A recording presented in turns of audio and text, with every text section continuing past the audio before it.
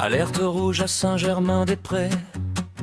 Les cafés branchés tournent au SAMU mondain, au CNC. Ça tremble comme un ticket de caisse sans subvention.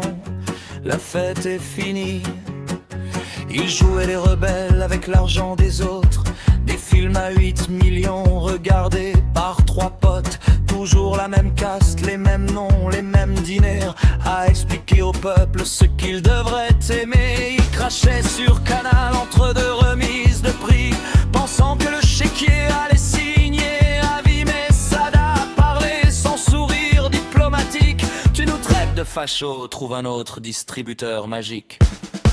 Et là c'est panique en terrasse, les grands résistants perdent la face. Les moralistes sponsorisés découvrent la gravité. Quand tu mords la main qui paye, tu peux tomber. La Java est terminée, les comptes vont arriver. Les films sans public, les sermons automatiques. Ça finit toujours en accident économique.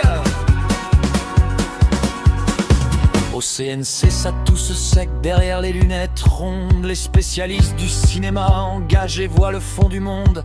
Des années à vivre hors sol dans leur aquarium chic, à prendre chaque échec pour une œuvre politique. Et puis Zadig qui rétrograde à vitesse lumière.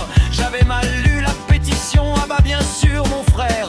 Quand Canal arrose tout le monde à coups de millions, les grandes convictions prennent soudain moins de pression. Le public ne doit rien aux prophètes subventionnés. Une salle vide, c'est parfois juste la vérité.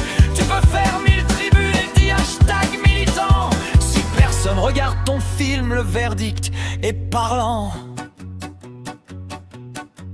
Saint-Germain en PLS, le buffet se refroidit. Les révolutionnaires de cocktails découvrent enfin la vraie vie. Moins de morale premium, plus de retour au réel. Le cinéma sans spectateur, ça finit au musée des querelles. Ils crachaient sur Canal